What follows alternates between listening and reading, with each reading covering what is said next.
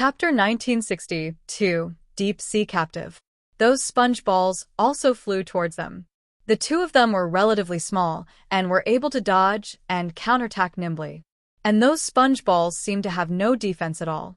After Li Chonggong's sword cut them, they split apart softly, but turned into a large number of sponge fragments and soon reassembled in the deep sea. Suzaku Ice Flame. The vermilion bird's long silver hair was flying, and its entire body was transformed by the cold air into a huge blue vermilion bird, releasing the cold air indiscriminately to the surroundings. This force has a strong resistance to sponges, preventing them from getting close in the first place, and forming a strong defense field. It works! Zhuke immediately said to the two of them. Go Chun, come to Xuanwu. I will use my power to drive away these damn sea beasts. The two then swam quickly toward Xuanwu.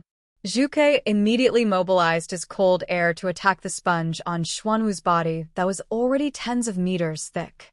However, at this moment, the sonata of the blue giant octopus sounded again, the surrounding space twisted, and it waved its 8 arms and rushed over with a boom. Li Chonggong and Zhu Chue's hearts sank completely.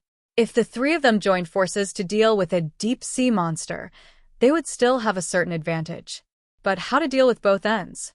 What's more, Xuanwu encountered his natural enemy at this time, and moving became a problem.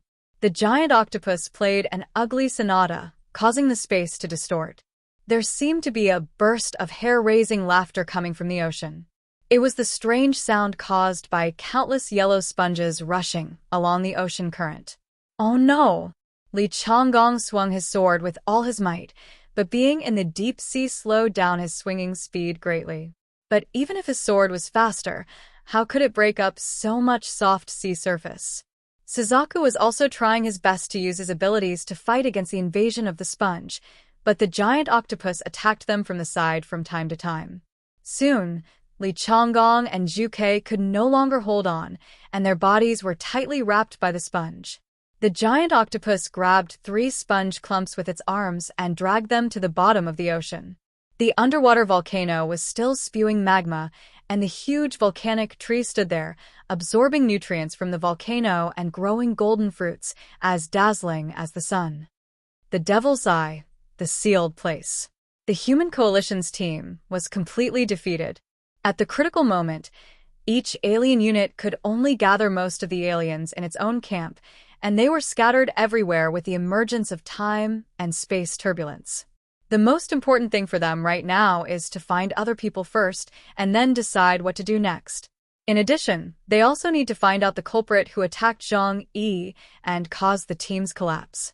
The Colombian alien army, Able, led by Sharon, the sole ferryman of the Styx, came to a dark and muddy swamp. The sky and the earth were both blood red. The air was filled with a pungent smell of blood. The scent of rotting corpses was everywhere, and there was a deadly miasma in the air that would quickly fester if touched by the skin. Cartiers took a look at the detection of the smart device and saw that the value of harmful substances displayed on it was obviously exceeding the standard. He frowned in disgust, then bent down and scooped up a handful of blood-red water in the swamp. It felt sticky to the touch, stickier than real blood, and it actually dripped down between the fingers, as if someone had thickened it with something. There was disgust written all over Cartier's face. He quickly shook his hands and took out a white handkerchief from his waist to wipe his palms carefully. What the hell kind of place is this? There's not a single birdman to be seen. Sharon folded his strong arms and stood calmly at the front of the team. He had a serious expression and seemed to be thinking about something. Canelo, wearing black armor and holding a gun, patrolled the surroundings like a falcon. Soon after, a faint sound was heard from a distance, and a barely perceptible cloud flew across the sky. When I looked closely, I realized that those were drones sent out by Able soldiers. This is a device specifically designed for exploring caves. It can maintain signal connectivity even in extremely harsh conditions, and can accurately draw maps in the most tortuous and winding areas for safe return. This is a special device created by the Natural Science Association to explore Abyss Number 51, the first-level secret area in Colombia. It has now become their secret weapon for exploring the Devil's Eye. The soldiers took back the drones, and the areas explored by dozens of drones were combined into a more complete map, which was transmitted in real time to the 3 Epsilon aliens leading the team. After taking a look, Canelo frowned. Because from the map, the entire area is a huge swamp, and the drone flew hundreds of kilometers without seeing the end. Is it an illusion? Or is it a special space created by a powerful space-based ability user? Cadylus put his hands on his hips and growled impatiently, "What the hell? Now, those people who led the way don't know where to go. How are we going to know where to go next? Even if we want to go back, we have to have a direction, right?" Canero looked at Sharon, waiting for the leader to make a decision. After feeling Canelo's gaze, Sharon raised his head and gave a gentle smile. This smile is so warm that it would be hard for anyone to lose their temper after seeing it. "I don't think finding a way out is the most important issue right now. There are more troublesome things coming up." Cadylus turned his head and glanced at him, frowning, waiting for his next words. Sharon sighed and said, "The reason why we were scattered is because of the internal chaos when we were fighting against the 2 ghost leaders. Someone secretly attacked and killed Chaos, destroying the most basic trust between us. Once trust is lost and the team is faced with a powerful external enemy, it will fall apart in an instant. Although it is true that the leader of the Phantom Walker is powerful, the human coalition at that time might have been able to escape the danger as long as they could quickly recover from the situation and cooperate properly." Recalling that incident, a gloom appeared on the faces of Cataclan and Canero. "If I find out who did this, I will skin him alive when I get out." Cartier's silver teeth were grinding against each other. He was not standing up for Zhang Yi, but because this incident had caused him to suffer and might even have put his life in danger, so of course he was angry. Behind this incident, there is a huge conspiracy, Sharon said with a sharp look. Chapter 1963, The Styx Ferryman. Sharon has a mind that doesn't match his appearance, he analyzed. In fact, something was wrong from the moment we entered the Devil's Eye. It seemed as if something was waiting for our arrival.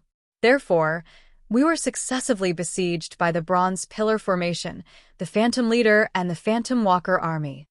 This all seems too much of a coincidence, and coupled with the Dark Hand that secretly attacked later, one cannot help but suspect that everything was premeditated. Someone is here to kill our powerful team of aliens.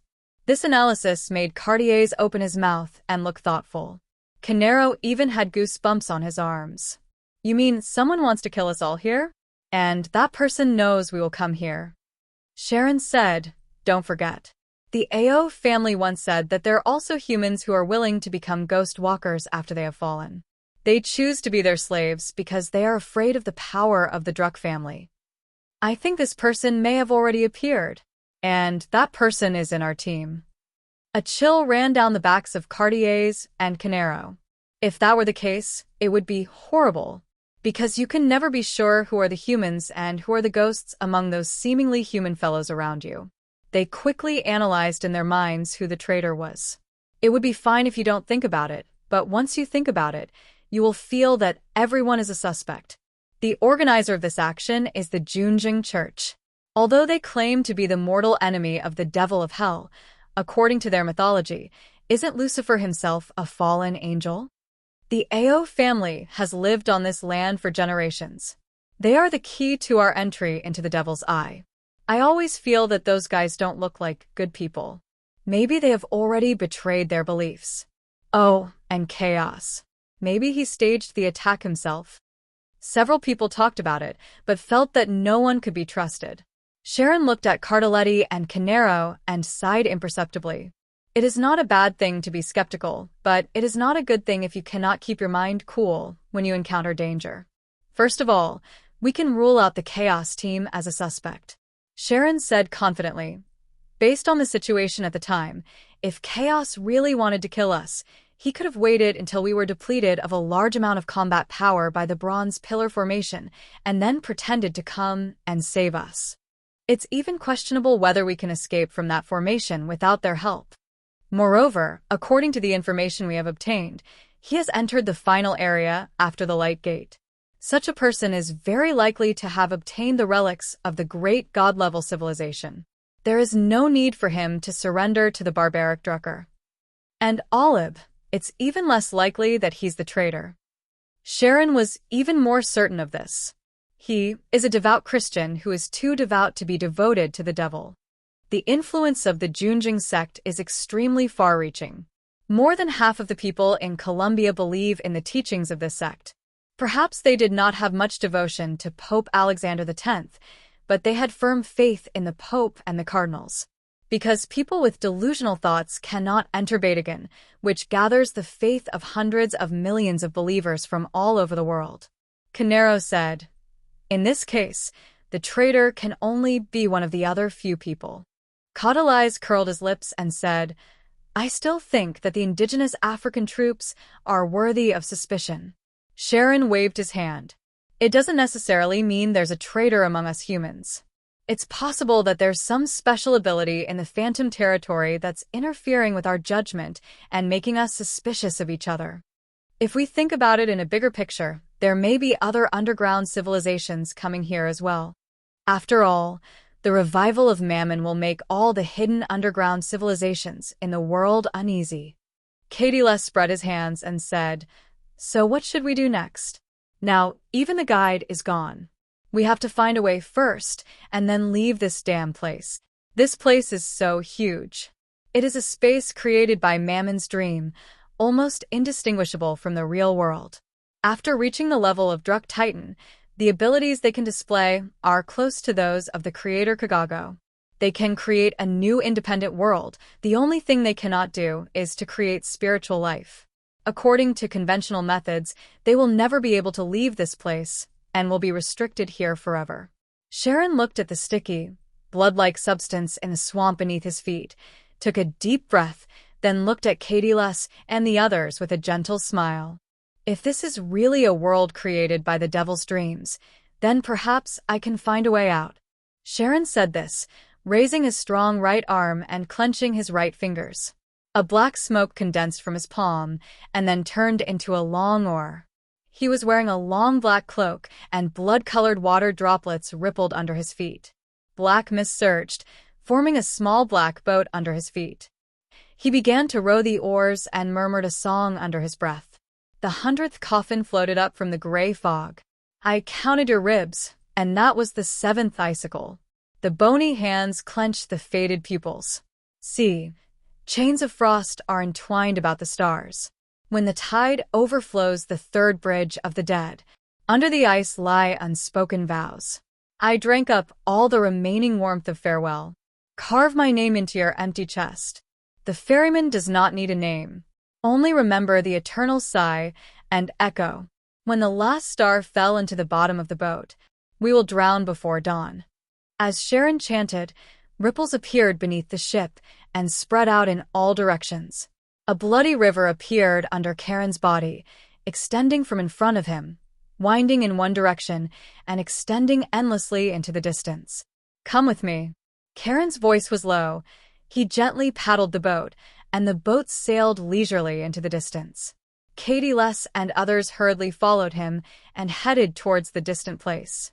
A grayish-white mist slowly rose from the blood swamp, obscuring everything around it. Everyone walked quickly in the swamp, not daring to lag behind Karen's boat even a step.